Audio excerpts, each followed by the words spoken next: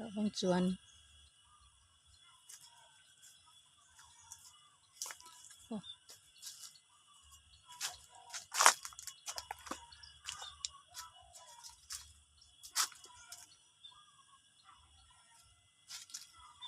ต้นมันหมักเทียบน้อยหนาต้นมะเขือตัดลงนี่เป็นตำๆจะได้กินง่ายโอเคต้นหนึ่งกำลังหนาสุกยังเพืองหวานมะเฟืองหวาน